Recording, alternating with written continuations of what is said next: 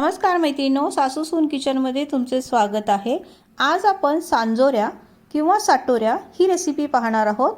काही भागामध्ये याला सांजोऱ्या म्हणतात तर काही भागामध्ये याला साटोऱ्याही म्हणतात। विशिष्ट सारण भरून तयार केलेल्या या सांजोऱ्या अक्षय तृतीयाला, गणपतीमध्ये किंवा पितृपक्षामध्ये केला जाणारा हा गोडाचा खुसखुशीत आणि चविष्ट असा हा पारंपरिक प्रकार आहे। चला तर आपण आता इथं रेसिपीला सुरुवात करूया। इथं मी एकाच वाटीच्या मापाने 2 वाटी बारीक रवा घेतलेला आहे। बारीक रवा आहे हा। आणि इथं 1.5 वाटी मी गूळ घेतलेला आहे आणि त्याच वाटीच्या मापाने इथं 1 वाटी मी पाणी घेतलेलं आहे। तुम्हाला जर थोडं गोड जास्त आवडत असेल तर तुम्ही 2 वाट्या इथं गूळ घेऊ शकता। चला तर अगोदर आपण गूळ आपल्याला इथं वितळून घ्यायचा आहे। गुळाचा आपल्याला पाक वगैरे बिलकुलही करायचं नाहीये, फक्त गूळ आपल्याला विरघळून घ्यायचा आहे। इथं जरी तुम्ही 2 वाट्या गूळ घेतला तरीही इथं एकच वाटी पाणी घालायचं आहे। इथं मी 1.5 वाटी गूळ घेतलेला आहे, त्यासाठी इथं आपण 1 वाटी पाण्याचा वापर करतोय। आता 1 वाटी हे पाणी टाकून गॅस ऑन करायचा आणि पूर्ण हा गूळ आपल्याला त्या पाण्यामध्ये विरघळून घ्यायचा आहे। आपल्याला लक्षात ठेवा, आपल्याला इथं पाक वगैरे बिलकुलही करायचा नाहीये, फक्त गूळ पूर्ण आपल्याला त्या पाण्यामध्ये विरघळून घ्यायचा आहे।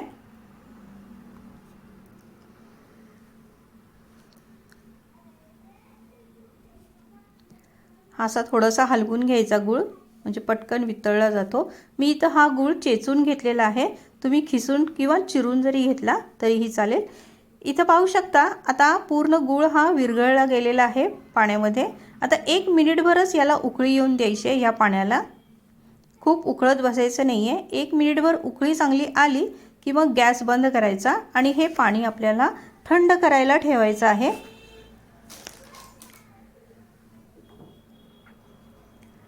आता ही छान उकळी आलेली आहे।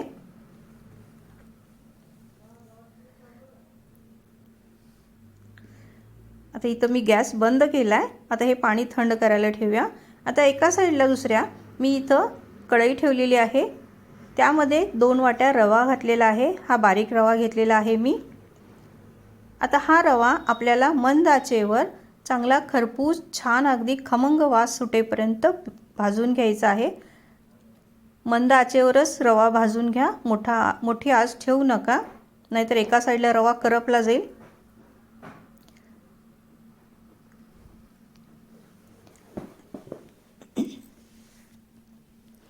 यामध्ये 1 ते 2 चमचे तूप टाकून घेणार आहे मी।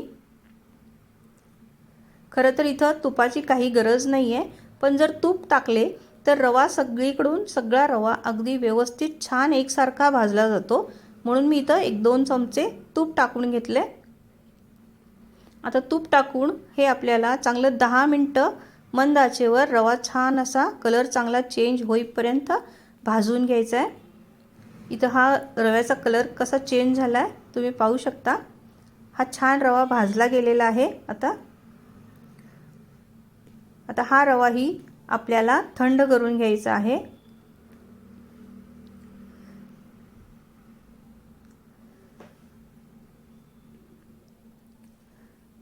कढईतून लगेचच रवा बाजूला काढून ठेवायचा आणि पूर्ण थंड करून घ्यायचा रवा।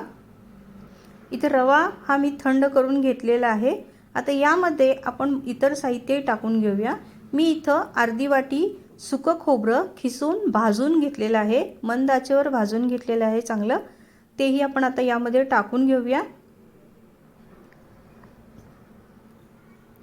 1 टेबलस्पून मी इथं खसखस घेतलेली आहे, ती पण भाजलेली आहे, भाजून थोडीशी अशी ठेचून घेतलेली आहे।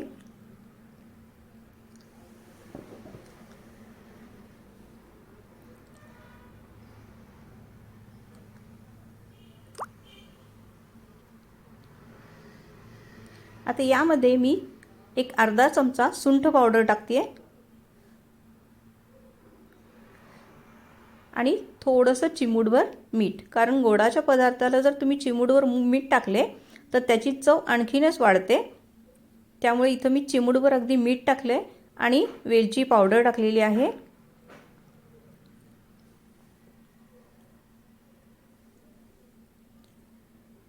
आणि थोडंसं इथं मी जायफळ खिसून टाकते।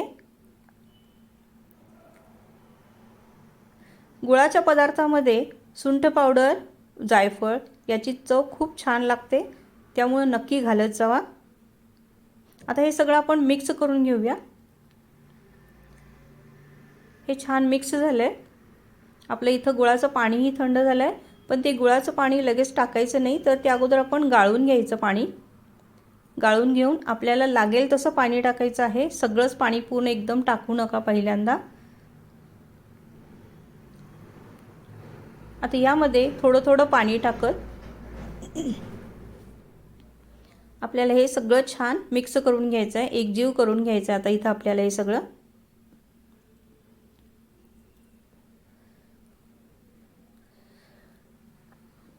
यामध्ये रवा किंवा गुळाचं पाणी कुठंही थोडं सुद्धा गरम ठेवू नका।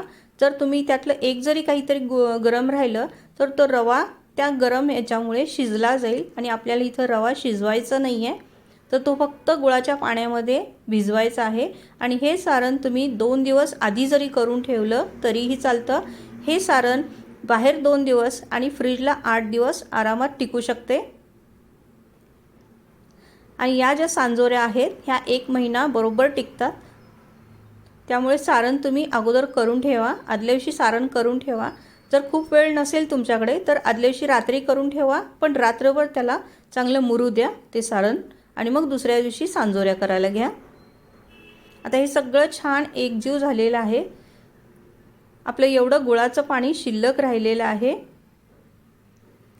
आता यामध्ये अजून गुळाचं पाणी आपल्याला टाकायचं नाही आहे, तर आता हे झाकून असंच दुसऱ्या दिवशीपर्यंत मी ठेवणार आहे।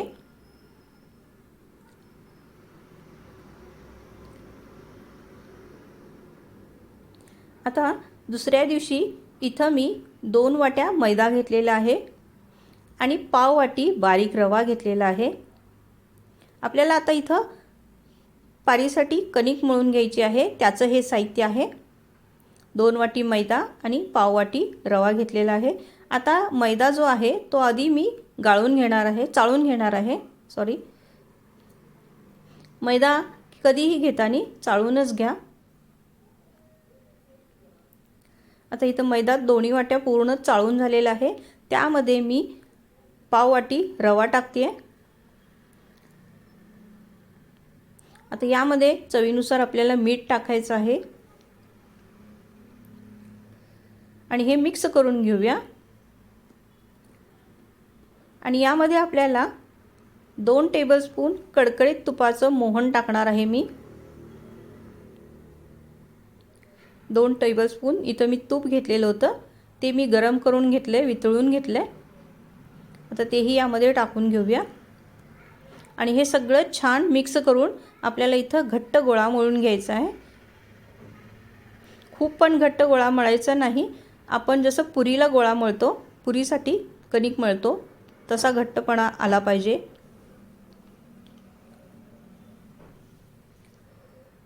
आता यामध्ये जे आपण मोहन टाकलंय ते सगळं पिठाला आणि रव्याला सगळं छान लागलं केलं पाहिजे, त्यामुळे हाताने असं पूर्ण हे पीठ आपल्याला चोळून घ्यायचं आहे। मोहन अगदी सगळीकडे छान लागलं गेलं पाहिजे आणि असा मुटका जर तयार केला तर तो असा मुटका तयार झाला पाहिजे, म्हणजे आपलं हे मोहन असं समजायचं की आपलं हे मोहन जे आपण जेवढं टाकलं ते अगदी परफेक्ट आहे। आता यामध्ये मी इथं 1 वाटी पाणी घेतलं आहे। आता यामध्ये थोडं थोडं पाणी टाकून आपण गोळा मळून घेऊया। आणि इथं आता किती पाणी लागतंय त्याचं प्रमाण मी तुम्हाला नंतर सांगते। ज्या वाटीने मी मैदा वगैरे घेतला होता त्याच वाटीने पाणीही घेतले आहे। इथं मी हा गोळा मळून ठेवला आहे, तुम्ही पाहू शकता। इथं मला अर्धी वाटी पाणी लागलेलं आहे एवढा गोळा मळण्यासाठी, आणि अर्धी वाटी पाणी शिल्लक राहिले। आता याला मी 1-2 तास असंच रेस्टला ठेवणार आहे। आपण इथं भिजत ठेवलेला होता हा रवा सांजोऱ्याचं आतलं सारण, आता तेही आपण आता इथं सगळं फोडून मोकळं करून घ्यायचं आहे। त्याला आता चांगला घट्टसरपणा आलेला आहे। हे सगळं फोडून घेऊया आणि त्याचे एकजीव करून घेऊया, आणि एकजीव करून आपण त्याचे छोटे छोटे असे सांजोऱ्यामध्ये भरण्यासाठी गोळे तयार करून घेऊया। हे असे गोळे तयार करून घेऊया सगळ्याचे, म्हणजे आपल्याला भरताना पटपट भरता येतात। इथं हे गोळे पूर्ण तयार करून माझे झालेले आहेत. आता 1-2 तासानंतर इथे ही कणिक पाहू शकता सांजोऱ्याची अतिशय मऊ छान झालेली आहे. परत एकदा आपण ही मळून घ्यायची, चांगली एकसारखी करून घ्यायची कणिक. इथं हा गोळा खूप सैलसर पण नाही आहे आणि खूप कडकही झालेला नाही आहे, म्हणजे खूप कठीणही झालेले नाही आहे. अतिशय मऊ आणि छान गोळा तयार झालेला आहे. इथं आपण आता छोटे छोटे गोळे तयार करून घ्यायचे असे आणि ते लाटून घेऊया. आता सांजोऱ्यासाठी आपण आता इथं पाऱ्या लाटून घ्यायच्या आहेत. खूप पातळही लाटायची नाही आणि खूप जाडही ठेवायची नाही पारी.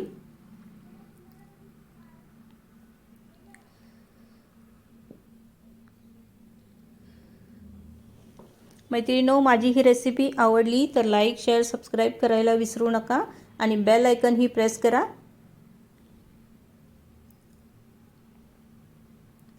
ही छानशी अशी पारी इथं एक मी लाटलेली आहे. इथेही पाहू शकता पारी ही खूप जास्त पातळही नाही आहे आणि खूप जाडही नाही आहे. आता दुसरी पण एक पारी लाटून दाखवते.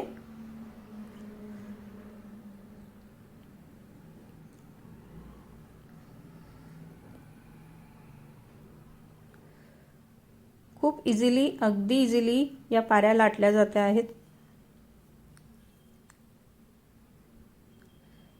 म्हणजे आपली कणिक ही छान भिजली पण गेलेली आहे, छान तयार झाली.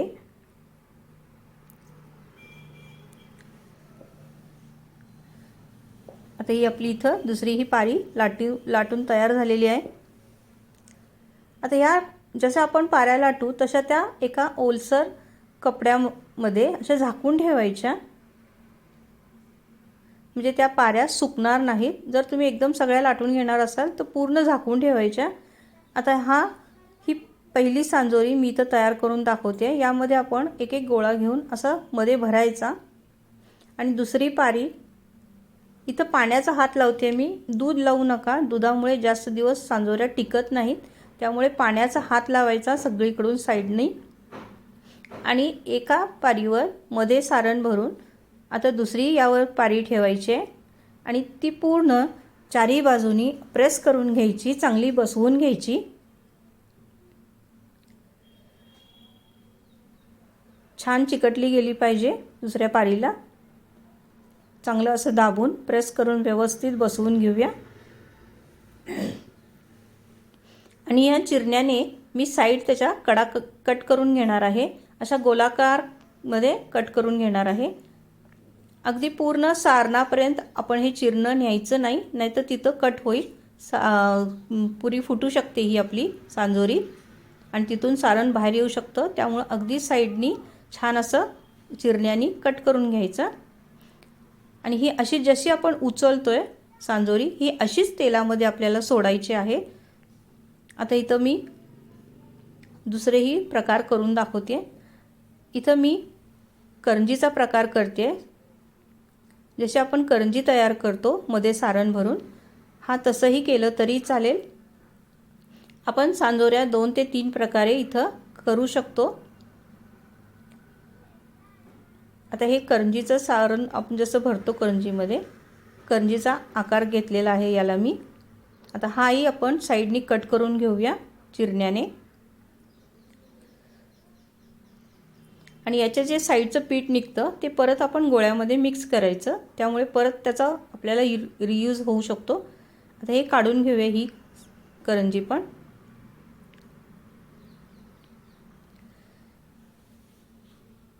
आता तुम्हाला तिसरा प्रकार दाखवते. आपण जसं पुरणाचा गोळा तयार करतो, पुरण भरतो पुरणपोळीसाठी, तसं आपल्याला इथं ही पारी तयार करून, हातानेच पारी तयार करून यामध्ये गोळा टाकून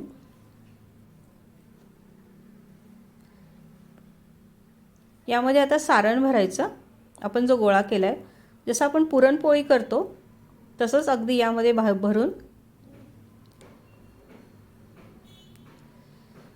पूर्ण असं खाली प्रेस करत वरून उचलायचा. ही साईड पूर्ण वरून उचलत त्याचं तोंड पूर्ण असं मिटवून घ्यायचं.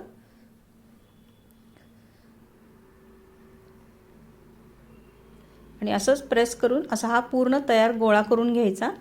चांगला प्रेस करून घ्यायचा. प्रेस केल्यामुळे सारण सगळीकडं एकसारखं पसरलं जातं आतल्या साईडनी. आणि हा आता आपण इथं लाटून घ्यायचा आहे. खूप जोर लावून लाटायचं नाही, अगदी हलक्या हाताने अलगद हाताने आपण इथं ही सांजोरी लाटून घ्यायची आहे. खूप पातळही लाटायची नाही आहे आपल्याला. इथं ही सांजोरी जाड राहिली पाहिजे. खूप जर पातळ लाटायला जाल तर ती एका साईडनी फाटू शकते.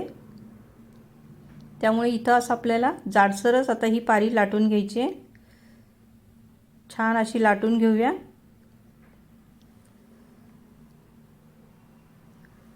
मध्ये जास्त जोर मध्ये द्यायचा नाही, तर साईडनी जोर द्यायचा. इथं पाहू शकता ही सांजोरी अशा प्रकारे पण आपण या सांजोऱ्या करू शकतो. इथं एका साईडला मी तेल गरम करायला ठेवलेलं आहे. इथं छोटासा एक तुकडा टाकताना इथं तुम्ही पाहू शकता पटकन हा तुकडा अगदी लगेचच तेलात वरती आला, तरंगत आहे. याचा अर्थ असा आहे की तेल आपलं इथं परफेक्ट तापलं गेलेलं आहे. खूप कडकडीत तेल गरम करायचं नाही. आता यामध्ये आपण ही पहिली सांजोरी टाकली आहे. याला लगेच टच करायचं नाही, तर ती पूर्ण आपण वरती आली पाहिजे, वरती येऊन तरंगायला लागली पाहिजे.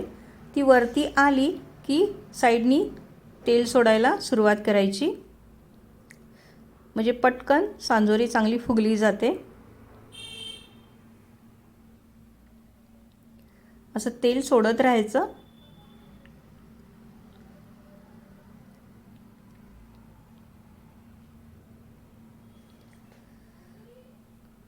एक साईडनी चांगली तळून घ्यायची आपण आणि मग पलटून घ्यायची.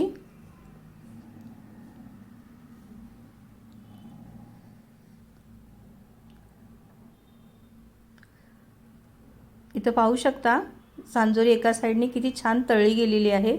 खूप लालसरही करायच्या नाहीत आणि खूप पांढऱ्याही ठेवायच्या नाहीत. असा गोल्डन कलर आला पाहिजे दोन्ही साईडनी.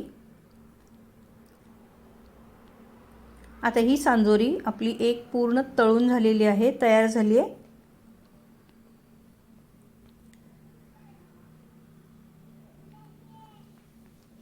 आता ही काढून घेऊया.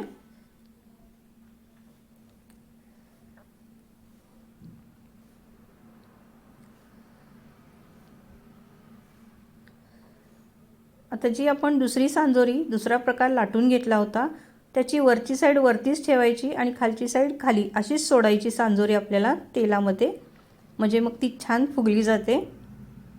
आता परत याला असं वरती तेल सोडत राहायचं.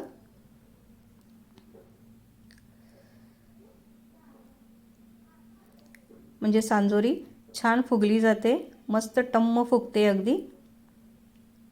एक साईड पूर्ण छान तळून द्यायची आणि मगच त्याला उलटायचं. इथं मी गॅस मीडियमच ठेवलेला आहे, खूप फास्ट ठेवलेला नाही आहे किंवा अगदी खूप स्लोही ठेवलेला नाही आहे. मीडियम आचेवर आपण ह्या सांजोऱ्या तळून घेतोय.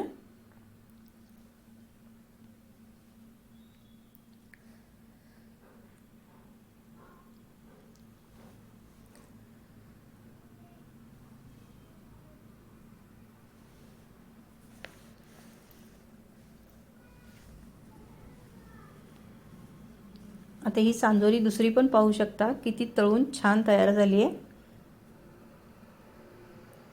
अगदी खुसखुशीत आणि सुंदर कलर आलेला आहे.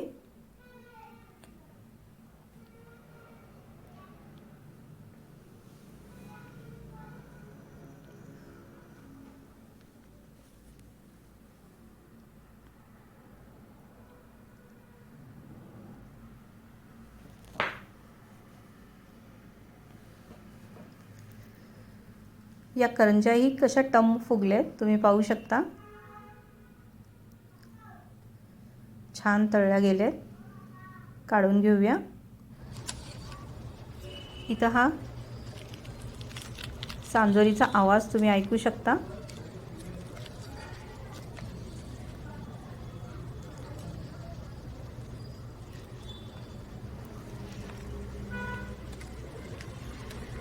मैत्रिणींनो, ही रेसिपी आवडली तर एक लाईक द्यायला विसरू नका. धन्यवाद.